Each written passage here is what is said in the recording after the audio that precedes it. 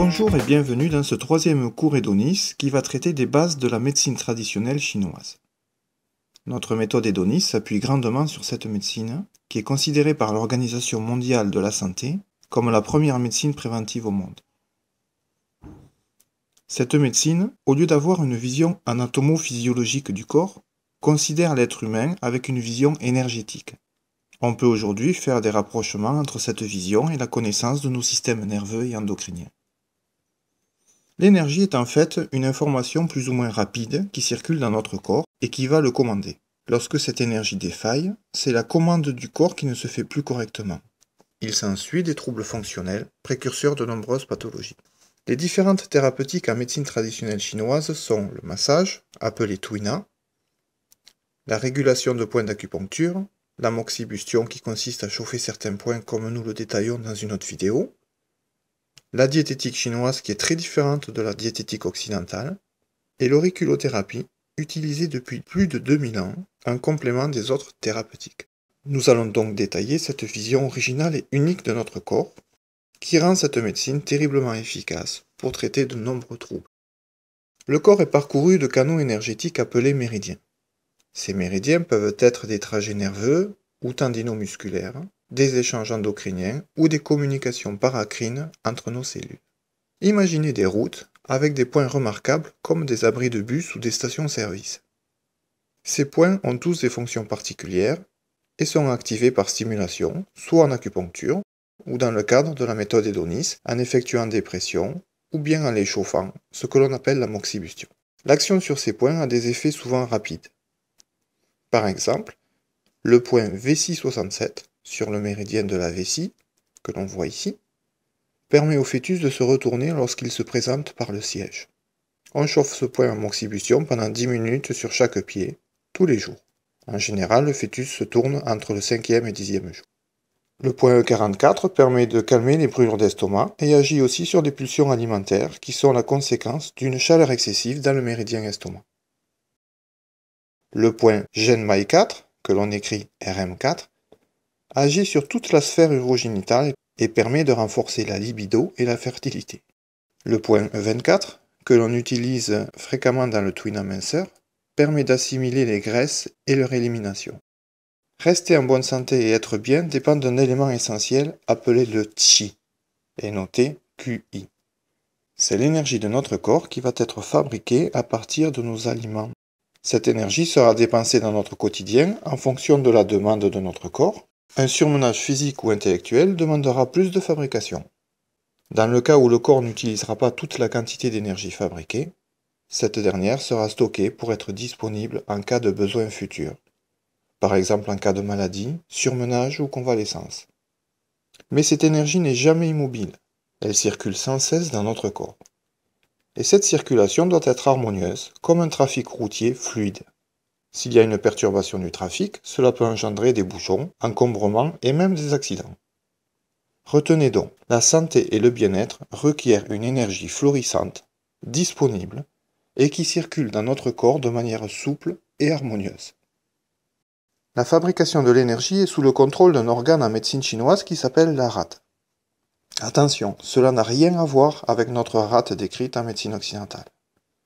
Dans le concept énergétique, la rate permet de transformer les aliments pour permettre une bonne digestion, c'est-à-dire fabriquer de l'énergie à partir de ces aliments, assurer le transit intestinal et l'évacuation des déchets issus de cette digestion.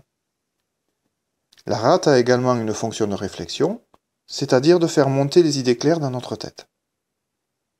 Enfin, la rate élimine ce qui n'est pas utile, comme l'excédent d'eau dans notre abdomen, que ce soit dans le péritoine, dans les intestins ou dans les organes gynécologiques. Si l'énergie de rate est déficiente, cela peut entraîner une fatigue intellectuelle, comme peut connaître un étudiant en période d'examen. On peut rencontrer également des troubles digestifs, avec par exemple des selles pâteuses, des diarrhées chroniques ou de la constipation, comme celles que connaissent les personnes âgées. On peut ressentir également des sensations de lourdeur, notamment dans l'abdomen, et même avoir des descentes d'organes. L'obésité ou la surcharge pondérale peut être la conséquence d'une déficience du qi de rate, ainsi que des leucorrhées, qui sont une mauvaise transformation des liquides inutiles. Le méridien de la rate contrôle les muscles. Une faiblesse de la rate peut se traduire par une faiblesse musculaire. C'est pour cela que dans la méthode hédoniste pour la préparation sportive, on insiste particulièrement sur le méridien rate et estomac au niveau des jambes. Une faiblesse du chi de rate est souvent visible sur la langue, qui présentera des traces de dents sur tout son pourtour. La langue est un muscle. S'il est mou à cause d'une faiblesse de rate, il garde l'empreinte des dents qui s'appuient en périphérie. Vous remarquerez que beaucoup de personnes en surmenage intellectuel présenteront une langue indentée. Il s'agit du vide de chi de rate. Des conseils pour renforcer les fonctions de la rate. Manger et boire chaud. Le froid blesse cet organe.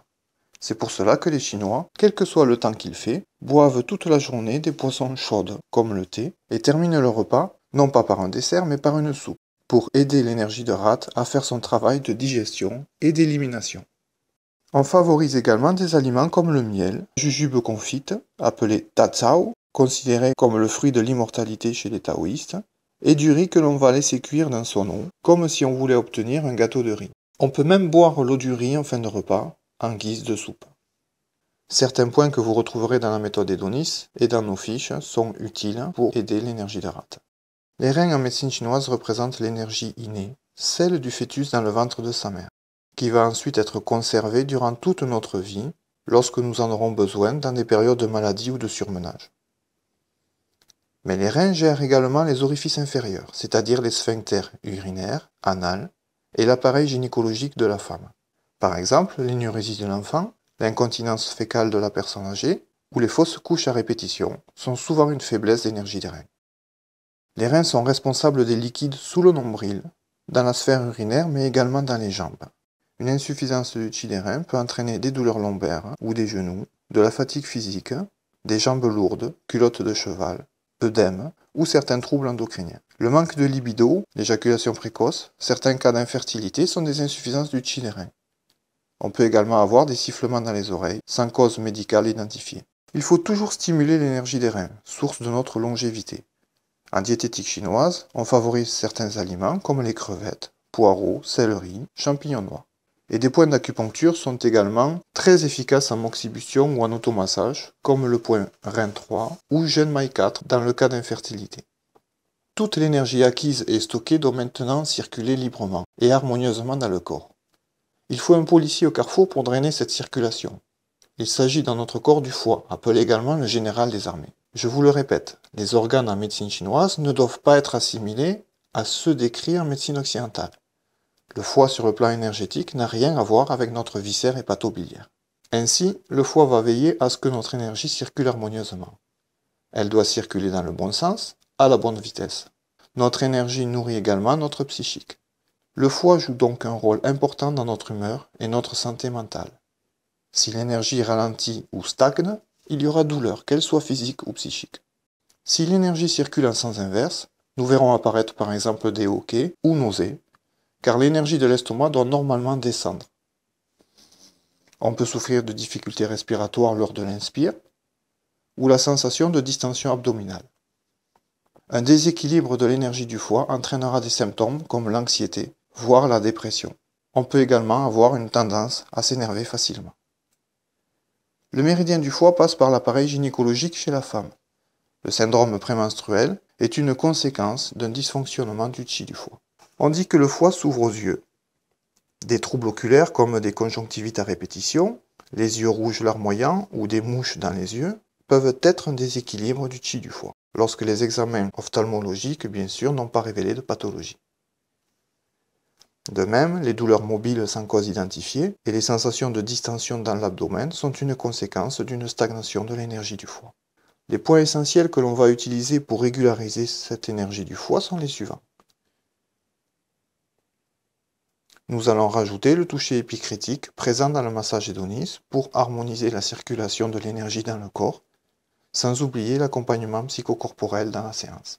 Nous ne pouvions pas traiter le cours de médecine chinoise sans aborder la théorie du yin et du yang. Pour rester simple et pragmatique, le yang est dans le corps tout ce qui va propulser ou mettre en mouvement. Par exemple, c'est le yang du cœur qui va propulser le sang dans les vaisseaux. Le yang a une fonction de réchauffement, par exemple pour augmenter la température corporelle. Une personne frileuse va souvent être en vide de yang. Enfin, le yang fait monter. C'est justement le yang présent dans l'énergie de rate qui fera monter les organes et les idées claires, pour éviter l'éptose d'organes et la tête vide. Sur le plan neuro-endocrinien, la dopamine que nous avons détaillée dans le cours sur le système nerveux et la progestérone appartiennent au yang. On peut voir, suivant la couleur de la langue, s'il manque du yang. Voici un exemple où la langue sera de couleur pâle. Pour renforcer le yang dans notre corps, nous devons privilégier les aliments de nature tiède, comme le mouton ou le gingembre. Vous aurez une liste d'aliments détaillés dans votre cours de diététique chinoise pour ceux qui suivent la formation de praticien hédoniste. Les séances de moxibution seront efficaces, notamment sur les points Doumaï 4, Genmaï 6 ou Rate 3. L'élément indispensable et complémentaire au yang s'appelle le yin. Ce dernier a pour fonction de calmer. Un enfant hyperactif souffre de manque de yin. Le yin permet également de rafraîchir le corps. Une femme ménopausée souffrant de bouffées de chaleur est en vide de yin. Enfin, le yin abaisse vers le bas et permet de rester ancré, les pieds sur terre. Sur le plan neuro-endocrinien, la sérotonine et les oestrogènes appartiennent au yin. C'est pourquoi, lorsque l'on en manque, surviennent des crises compulsives ou des bouffées de chaleur. Voici comment nous pouvons voir sur la langue le vide de yin. Il se traduit par des traces rouges, comme dans cet exemple où ce vide de yin touche particulièrement l'apex de la langue qui correspond en médecine chinoise à l'énergie du cœur et de l'esprit. Cette personne doit certainement souffrir de tachycardie, anxiété, idées obnubilantes, sommeil agité avec réveil fréquent et transpiration nocturne. Pour renforcer le yin, on privilégiera les aliments de nature fraîche, comme la pastèque, céleri, canard ou tofu. Voici également quelques points essentiels. Le point Rate 6 est majeur pour tonifier le yin. Ren 1, très important pour abaisser l'énergie vers le bas, et GI 11 pour enlever toutes les chaleurs présentes dans le corps. En conclusion, voici la formule pour rester en bonne santé et se sentir bien. Il faut préserver le qi inné, celui stocké dans les reins. Il faut renforcer les fonctions de la rate pour avoir une bonne fabrication du qi acquis. Il faut aider le foie à assurer la circulation harmonieuse de notre énergie. Et enfin, il faut veiller à l'équilibre entre le yin et le yang. Pour cela, les conseils diététiques présents dans nos fiches seront très utiles. Le massage hédoniste complet a été conçu pour agir sur l'ensemble de ces fonctions décrites précédemment. Dans le cas de vide de qi ou de yang, on rajoutera des séances de moxibution. Et l'auriculothérapie combinée aux automassages et aux conseils de phytomicronutrition rendront les effets de la séance hédoniste durables dans le temps. Je vous invite à revoir cette vidéo plusieurs fois afin de l'assimiler, puis à réaliser le quiz présent sur notre site. Je vous laisse découvrir l'ensemble des fiches techniques sur notre site www.massage-hédoniste.com avec des conseils gratuits et également parcourir l'ensemble de nos vidéos sur notre chaîne Hédoniste en vous abonnant. A très bientôt!